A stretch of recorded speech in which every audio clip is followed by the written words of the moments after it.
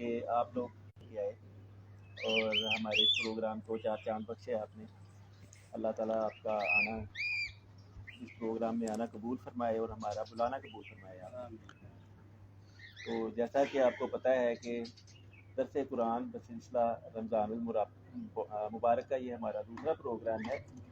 तो पहला प्रोग्राम जो हमने इस्तक़बाल रमज़ान के सिलसिले में किया था, उसमें भी आप लोग तशरीफ़ लाए थे। अभी ये रमज़ानुल मुबारक का आखिरी अशरा है। तो इस आखिरी अशरे में वो जिस तरह से वो कहते हैं ना, पुराने ज़माने में कभी आपने वो बारात देखी हो तो वो बच्चे पैसे लूटते हैं, तो ये नेकियां लूटने वाले ये दिन है, नेकियां लूटने का ये अशरा है।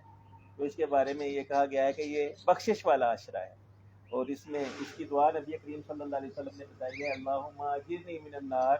अगर मैं इसको ऐसे भी पढ़ूँ कि अल्लाहुम्मा अजिरना मिनन नार, ऐ अल्लाह हमें आग के अज़ाब से बचा, दोज़ख से निजात का अशरा। तो अल्लाह ताला हमें इस रमज़ान की मुबारक के सदक़े और इस अशरे के सदक़े जहन्नम से बचा के जन्नत में जाने वाला बन। तो इस प्रोग्राम का आगाज़ जो है वो बाकायदा तिलावत कुरान पाक से करते हैं। मैं दावत देता हूँ जनाब कारी यूसुफ साहब को, वो तशरीफ़ लाएँ और तिलावत कुरान पाक फरमाएँ। वालेकुम अस्सलाम। अस्सलाम वालेकुम रहमतुल्लाहि व बरकातुहू। अऊज़ु बिल्लाहि मिनश शैतानिर रजीम। बिस्मिल्लाहिर रहमानिर रहीम। या अय्युहल्लज़ीना आमनू क़ू अन्फुसकुम व अहलीकुम नारा।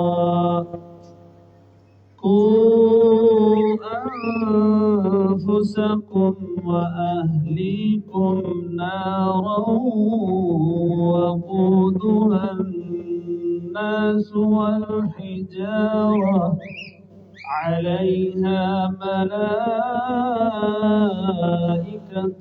غلاظ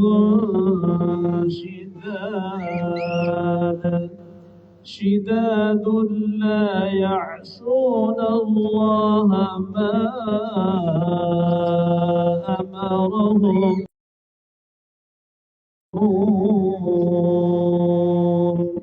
يا أيها الذين كفروا لا تعتذروا اليوم إنما تجزون ما كنتم تعملون. يا أيها الذين آمنوا توبوا إلى الله توبة نصوحا عسى ربكم أن يكفر عنكم سيئاتكم ويدخلكم جنات تجري من تحتها الأنهار يوم لا يخزي الله النبي والذين آمنوا معه نورهم يسعى بين أيديهم وبأيمانهم يقولون ربنا أتمم لنا نورنا واغفر لنا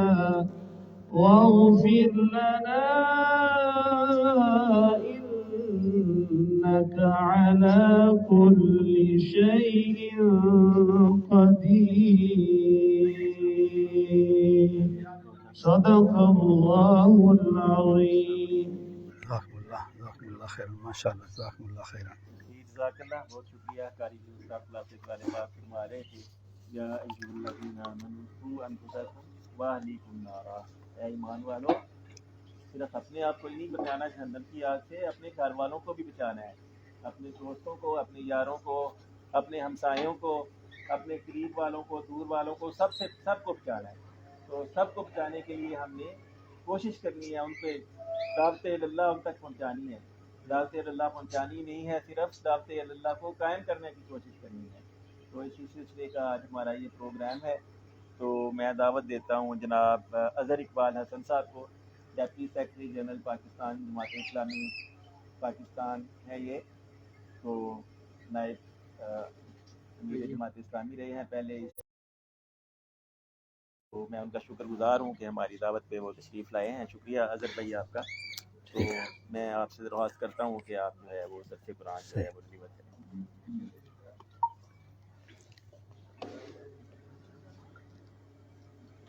الحمد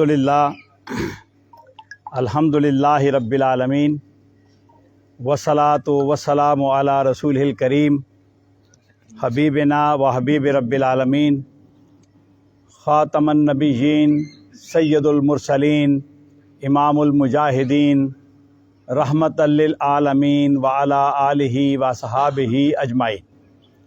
اما بعد، فاعوذ باللہ من الشیطان الرجیم، بسم اللہ الرحمن الرحیم۔ یا ایہا الذین آمنوا کتب علیکم الصیام کما کتب علی الذین من قبلکم لعلکم تتقون۔ وقال اللہ تعالی ان اللہ یأمرکم ان تؤدوا الامانات الی اہلہا۔ وقال اللہ تعالی یا ایہا الذین آمنوا اتقوا اللہ وکونوا مع الصادقین۔ وقال اللہ تعالی ان اللہ لا یغیر ما بقوم حتی یغیروا ما بانفسہم۔ صدق اللہ مولانا العظیم۔ واجب الاحترام بھائیوں، عزیزو، السلام علیکم ورحمۃ اللہ وبرکاتہ۔ ہم بہت خوش نصیب ہیں کہ اللہ نے زندگی میں ایک دفعہ پھر یہ مبارک مہینہ ہمیں عطا فرمایا، جس کے 22 دن آج گزر گئے، باقی رہ گئے 7 یا 8۔ خوش نصیب ہیں جنہوں نے نبی رحمت حضرت محمد مصطفیٰ صلی اللہ علیہ وسلم کے فرمان کے مطابق ایمان اور احتساب کے ساتھ روزے رکھ کر اپنے تمام پچھلے گناہوں کو معاف کروا لیا ہے۔ نبی صلی اللہ علیہ وسلم نے فرمایا، بہت بڑی خوشخبری ہے، بہت بڑا اعلان ہے، بہت بڑی ضمانت ہے۔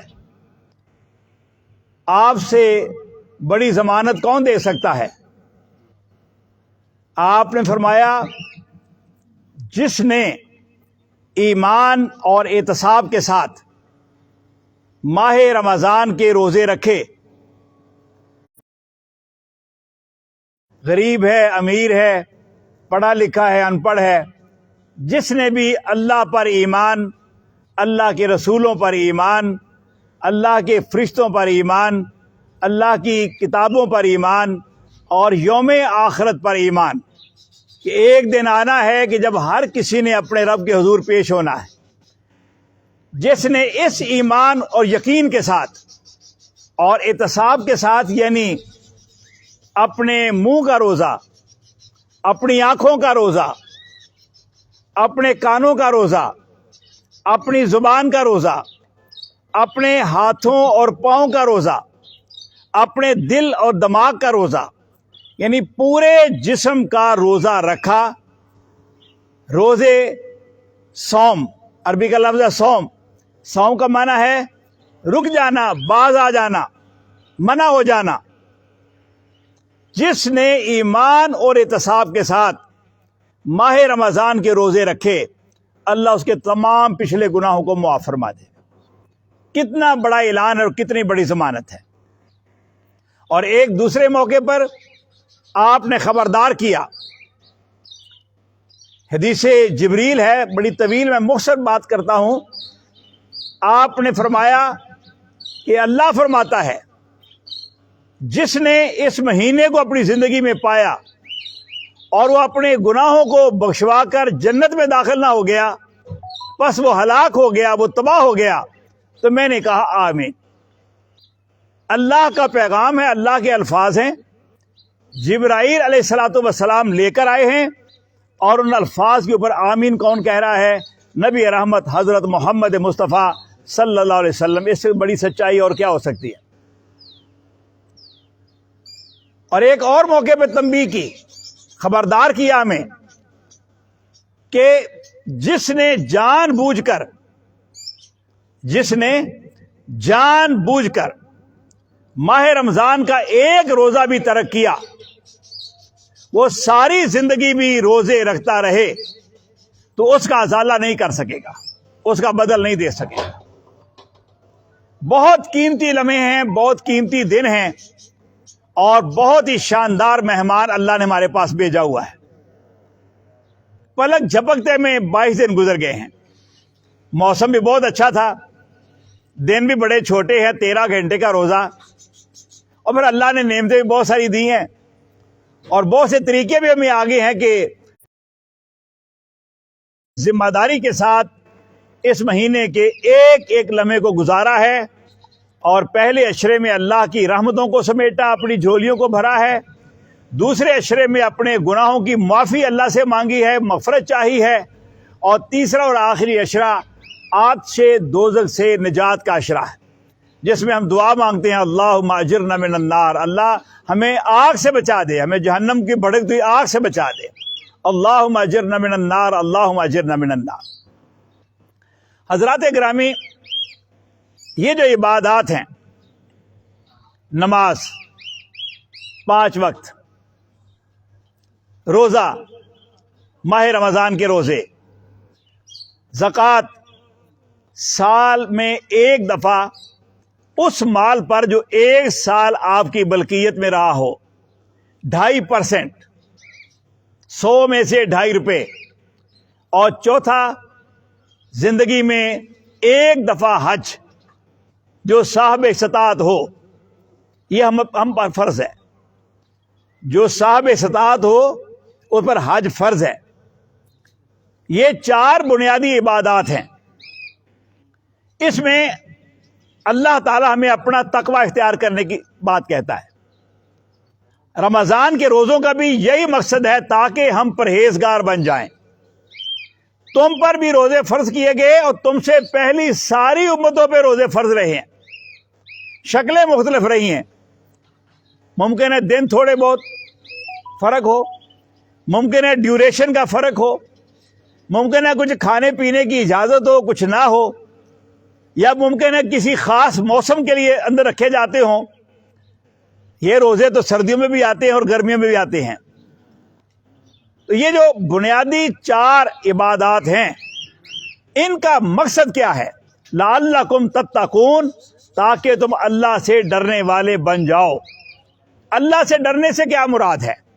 اللہ سے ڈرنے سے مراد یہ ہے کہ ہر وہ کام کرو جس کا اللہ نے حکم دیا ہے، ہر اس چیز کو چھوڑ دو جس سے اللہ نے منع کر دیا ہے۔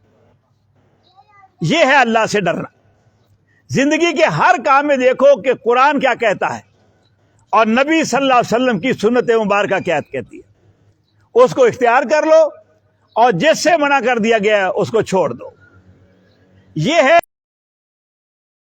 روزہ، حج و زکوٰۃ حقیقت میں ہمیں بندہ مومن بناتے ہیں، اللہ کا فرما بردار بناتے ہیں، ایک مجاہد جد و جہد کرنے والا مسلمان بناتے ہیں، ایک غیرت مند مسلمان بناتے ہیں۔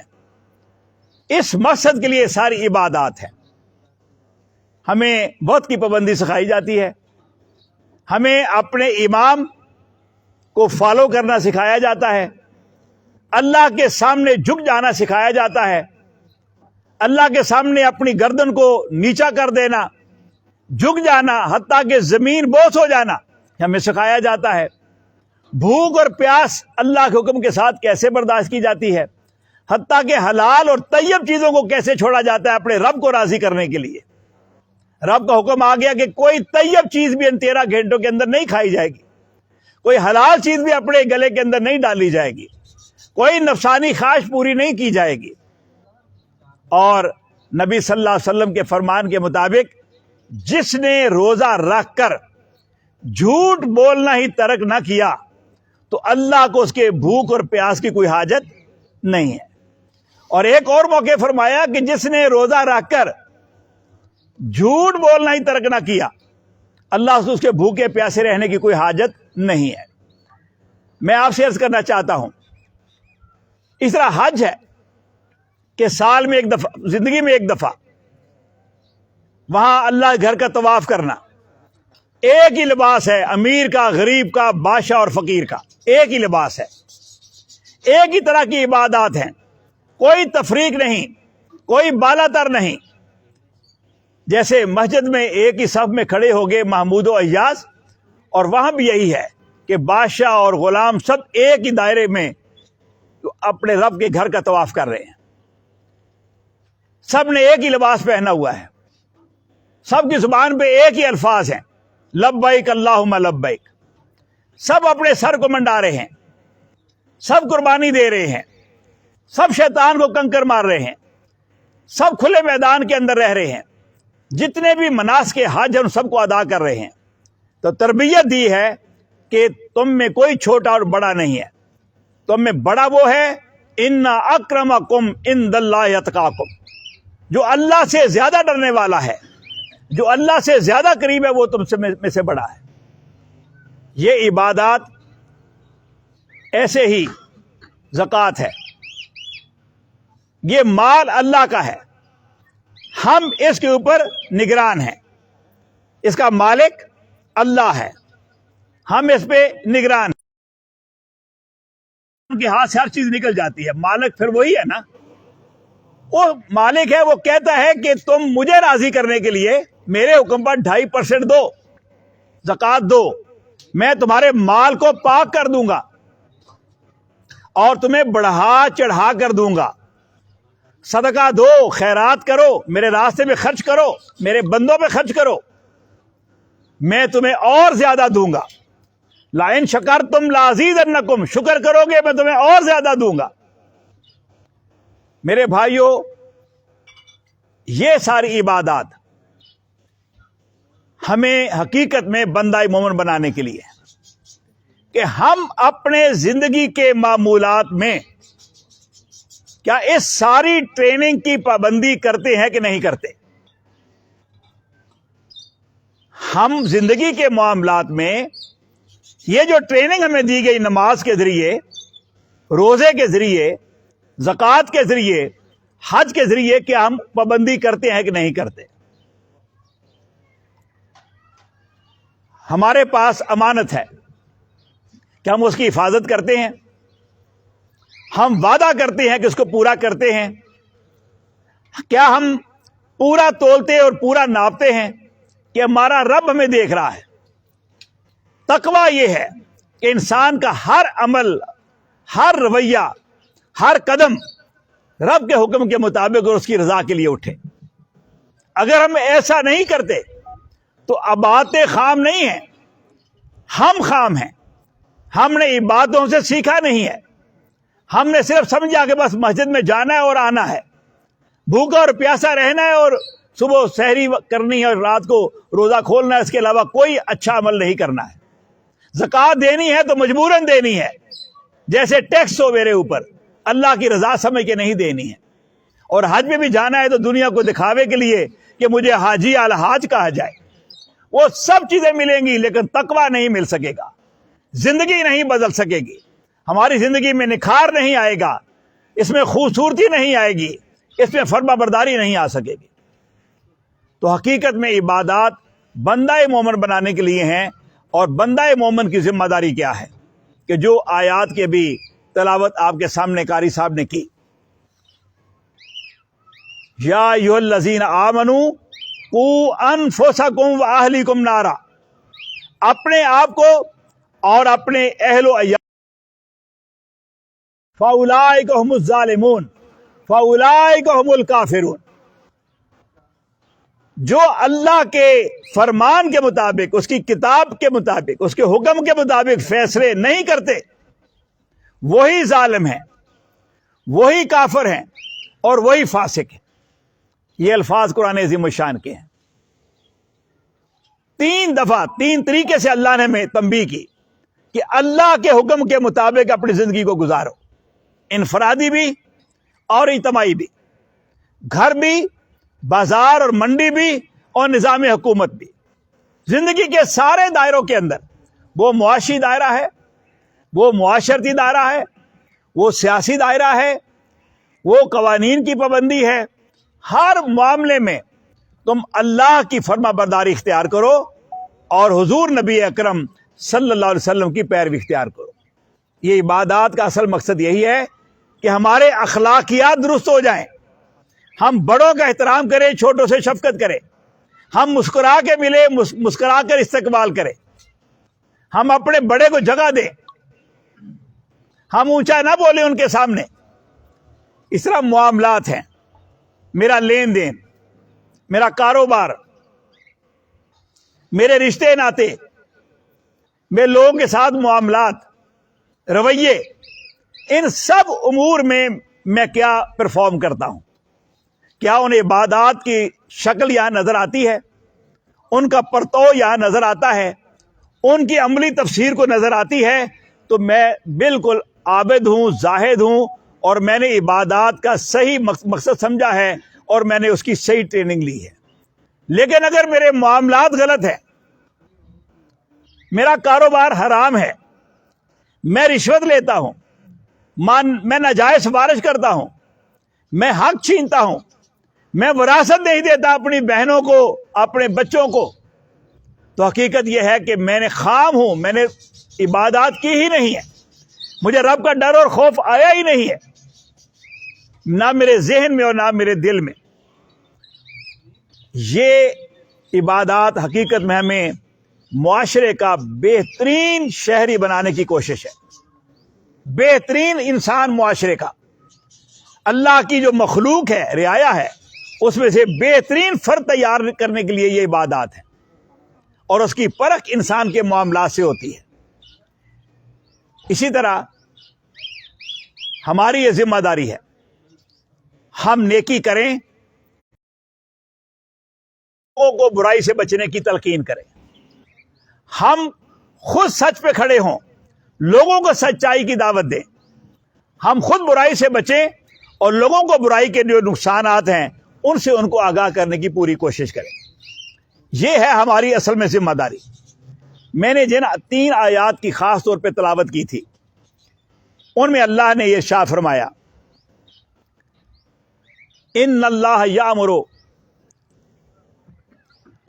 یامرکم ان تؤدوا الامانات الی اہلھا، بے شک اللہ تمہیں حکم دیتا ہے، مشورہ نہیں دے رہا، نہ یہ ہے کہ چاہو کرو چاہو نہ کرو، بے شک اللہ تمہیں حکم دے رہا ہے ان تؤدوا الامانات الی اہلھا، کہ امانتیں اہل لوگ کے سپرد کر دو۔ ایک امانت وہ ہے نا کہ جو کہیں پیسے یا چیزیں یا کوئی سامان کسی کے پاس رکھ دیا اور وہ اس کی حفاظت کرے، اور جب آپ نے واپس لینی ہے آپ کو من وان وہی چیز مل جائے۔ ایک امانت مجلس ہے کہ 2 افراد یا 4 افراد آپس میں بات کریں تو وہ مجلس امانت ہے کہ ان سے باہر اس بات کو نہیں جانا چاہیے۔ لوگ کہہ دیتے ہیں کہ بھائی یہ بات امانت ہے، مرنے تک ان لفظوں کی حفاظت کرنی ہے، کسی اور سے تذکرہ نہیں کرنا۔ ممکن ہے کہ وہ بڑے بگاڑ کا باعث بن سکتے ہوں۔ اور تیسرا نظام حکومت ہے، اختیارات ہیں، خزانے ہیں، قوم ملک کی عزت اور وقار ہے، اس کی ترقی اور خوشحالی کا معاملہ ہے۔ یہ جو امانتیں ہیں وہ کن لوگوں کے حوالے کرو؟ جو امانت دار ہیں، جو اس کے اہل ہیں۔ اور اہل کون ہے؟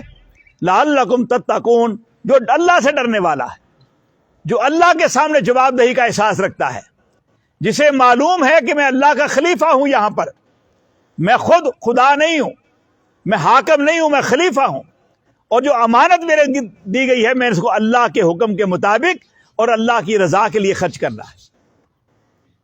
یہ ووٹ ہو، یہ کسی کو سربراہ بنانا ہو، کسی کی اطاعت گزاری میں جانا ہو، یا کوئی بھی کام کسی کو سونپنا ہو، آپ اہل امانت کے ذمے یہ کام کرو، اہل لوگوں کے، ٹھیک لوگوں کے، صاف ستھرے کردار کے لوگوں کے حوالے جو ہے وہ کرو۔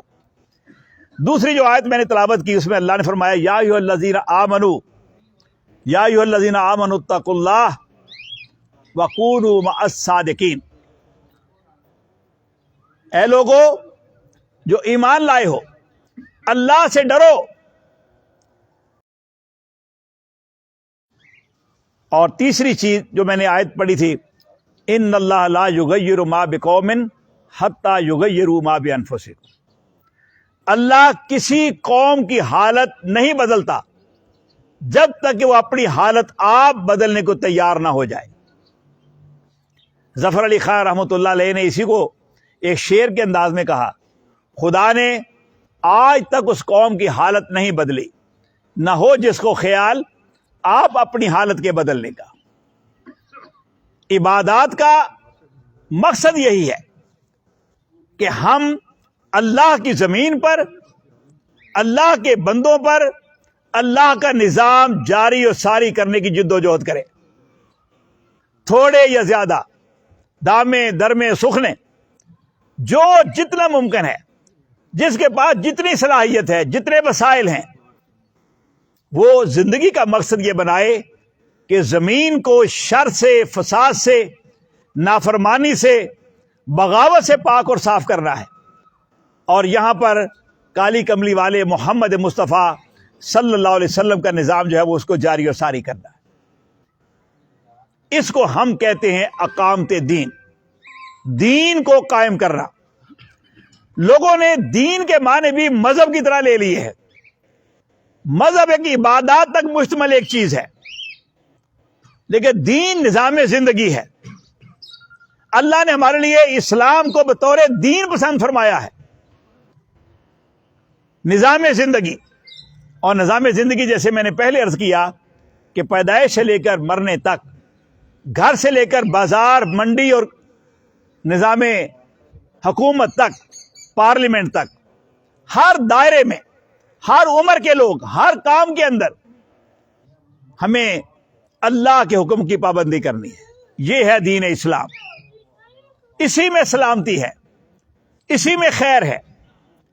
ہم نے ہر نظام اس ملک میں اپنایا ہے اور اس کے بہت سے مناقب بیان کیے، خوبیاں بیان کی کہ یہ جرمنی میں آزمایا گیا تو جرمنی یہاں پہنچ گیا، اور یہ بیلجیم میں اپنایا گیا تو اس کا یہ ترقی اور خوشحالی ہے، یہ روس کا نظام ہے، یہ فلاں ملک کا نظام ہے۔ رنگ برنگے نظام ہم نے یہاں پر آزمائے، لیکن کوئی ایک نظام بھی ہمارے اس پاک سرزمین کو نہ سلامتی دے سکا، نہ عزت اور وقار دے سکا۔ ہمیں تو کچھ بھی نہیں ملا۔ 78 سال اس پہ گواہ ہیں، رنگ برنگے نظام ہم نے اپنائے ہیں، لیکن نہیں اپنایا تو ہم نے حضور نبی اکرم صلی اللہ علیہ وسلم کے نظام کو نہیں اپنایا، ہم اس سے بھاگتے رہے۔ ہم کبھی کہہ دیتے کہ یہ پرانا نظام ہے، حالانکہ جدید ترین اگر کوئی نظام ہے اور آج بھی لوگوں کے، انسانوں کے انفرادی اور اجتماعی مسائل کو حل پیش کرتا ہے تو وہ اسلام ہے۔ مولانا سید ابو العلا مودودی رحمۃ اللہ علیہ نے ایک موقع پہ فرمایا کہ میں نے ہزاروں کتابیں مختلف زمانوں، مختلف زبانوں، مختلف رائٹرز کی میں اپنے دماغ کے اندر انڈیلی ہیں۔ میں نے ان کو اچھی طرح سے جانچا، پرکھا، ان کتابوں کو، ان کے مفہوم کو سمجھا، لیکن میں اس نتیجے پر پہنچا کہ انہوں نے انسان کے نہ انفرادی مسئلے کو حل کیا ہے، نہ انسانوں کے معاشرے کے مسائل کو حل کیا ہے، نہ انسانوں کو عدل و انصاف دے سکے ہیں، نہ انسانوں کے حقوق دے سکے ہیں، نہ انسانی معاشرے کو خوشحال کر سکے۔ لیکن جب میں نے قرآن کو کھولا، میں نے قرآن کو پڑھا، قرآن کے الفاظ پہ غور کیا، تو مجھے ہر مسئلے کا حل مل گیا۔ اور آپ فرمایا کہ یہ شاہ کلید ہے، کلید کہتے ہیں چابی کو، یہ چابیوں کی سردار ہے۔ زندگی کے جس مسئلے کے اوپر میں نے اس چابی کو لگایا وہ تالا کھل گیا، وہ مسئلہ حل ہو گیا، روشنی میرے سامنے آ گئی، سکون مل گیا۔ یہ قرآن پاک حقیقت میں نظام زندگی ہے، ہمیں اس کے ساتھ جڑنا ہے۔ یہ قرآن کا مہینہ ہے، یہ قرآن کا مہینہ ہے۔ اس مہینے کے روزے کیوں فرض کیے گئے؟ ذی الحجہ، شوال یا رجب یا ربیع الاول یا کسی اور مہینے کے روزے فرض کیوں نہیں کیے گئے؟ اللہ نے سورہ بقرہ میں یہ بات ارشاد فرمائی ہے، شہر رمضان الذی انزل فیہ القرآن ھدی للناس وبینات من الہدی والفرقان۔ اس مہینے میں ہم نے قرآن پاک کو اتارا ہے، شکر کے لیے، اللہ کی بزرگی بیان کرنے کے لیے، اس کی نعمت، اس کا احسان، اس کے لیے ہم اس مہینے کے روزے رکھتے ہیں، کسی اور مہینے کے نہیں، اس لیے کہ اس میں قرآن اترا ہے، اللہ کی سب سے بڑی نعمت۔ ہماری ذمہ داری یہ ہے، ہم سب کی بحیثیت مسلمان، بحیثیت امتی رسول اللہ صلی اللہ علیہ وسلم، کہ ہم اپنے 5-6 فٹ کے قد کے اوپر بھی قرآن و سنت کو نافذ کریں۔ ایک چھوٹی سی سلطنت اور بھائی ہیں، ہمارے بزرگ والدین ہیں، وہاں ہمیں بڑا سمجھا جاتا ہے، ہمارے حکم کی پابندی کی جاتی ہے، ہمارے اشارے چلتے ہیں، حتیٰ کہ ہمارا خیال و تصور بھی ہمارے بچے سمجھتے ہیں، ہماری مرضی سے گھر کا نظام چلتا ہے، چھوٹی سی بادشاہ بھی ہے، اور اس چھوٹی سی بادشاہت کو اگر ہم ٹھیک کر لیں، ہر گھر ٹھیک ہو جائے تو معاشرہ ٹھیک ہو جائے گا، اور ہمارے شہر اور گاؤں ٹھیک ہو جائے تو پورا ملک ٹھیک ہو جائے گا۔ یہی اقامت دین کی جد و جہد ہے کہ ہم امانتیں اہل لوگوں کے سپرد کریں، ہم سچے لوگوں کے ساتھ کھڑے ہو جائیں، اور ہم اپنی حالت کو بدلنے کے لیے خود تیار ہو جائیں۔ یہ اللہ کے احکامات ہیں، اور اللہ کے حکم کے مطابق ہم دنیا کی زندگی کے سارے فیصلے جو ہے وہ کرنے والے بن جائیں۔ جماعت اسلامی اس کے علاوہ کوئی اور بات آپ سے نہیں کہتی، 100% ہم یہی کہتے ہیں، اسی لیے جماعت اسلامی بنی، اسی کے لیے ہم جد و جہد کر رہے ہیں، یہی ہمارا منتہائی مقصود ہے کہ ہم اللہ کی زمین پر اللہ کا نظام نافذ کریں، اور اس ساری جد و جہد کے نتیجے میں اپنے رب کی جنت، اپنے رب کی رضا اور اس کی خوشنودی کو حاصل کرنا چاہیں، اور کوئی مقصد نہیں ہے۔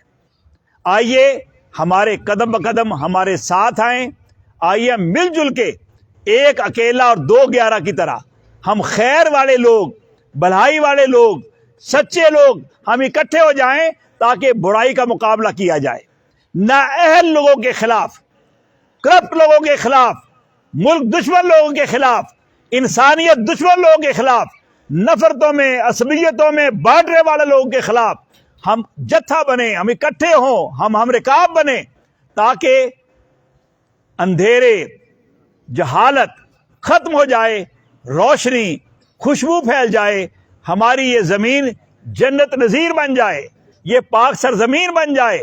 یہ پاکستان کسی قوم کا نام نہیں ہے، یہ کسی برادری، قبیلے، کسی شہر اور ٹاؤن کا نام نہیں ہے۔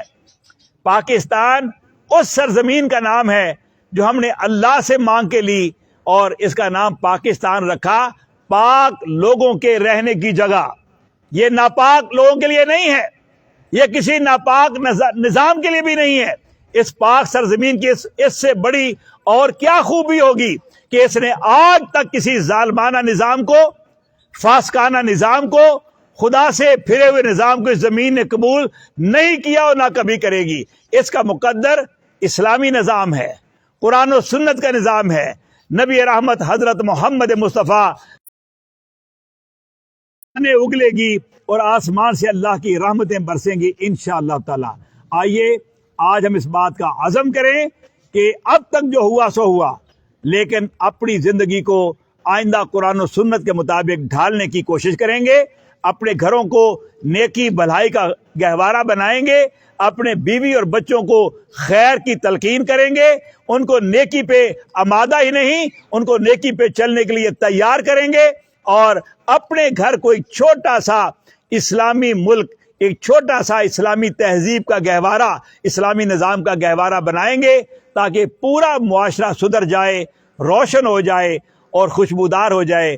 اللہ تعالی ہم سب کے گناہوں کو معاف کر دے، اللہ ہماری جھولیوں کو اپنی رحمت سے بھر دے، ہم سب کے گناہوں کو معاف کر دے اور آتش دوزخ سے ہم سب کو نجات عطا فرمائے۔ وما علینا الا البلاغ المبین۔ جی جزاک اللہ خیر۔ بتائیں کتنا ہے؟ نظر اقبال حسن صاحب کا بہت بتا دیں شکریہ کہ انہوں نے ہمیں کتنا؟ رمضان المبارک کے حوالے سے، رمضان جی المبارک کے آخری عشرے کے حوالے سے، نبی اکرم صلی اللہ بس علیہ وسلم کے فرمودات کے حوالے ٹھیک ہے۔ سے روشناس کیا، رمضان کی اہمیت بتائی، اور اسلام کو سمجھنے اور اسلام کو نافذ کرنے کے حوالے سے جو ہے کچھ چیزیں بتائیں۔ میں بہت شکر گزار ہوں حضرت صاحب کا، اور آپ تمام لوگوں کا بھی شکر گزار ہوں۔ تو ابھی افطار کے ٹائم میں کچھ منٹ باقی ہیں، تو ساتھی جو ہیں وہ ابھی یہ لگا رہے ہیں۔ میں ساتھیوں سے کہوں گا کہ درمیان میں بھی اگر کوئی یہ تھوڑائی کم کر لیں، اگر اس کی اور درمیان میں بھی ایک وہ لگ جائے نا تو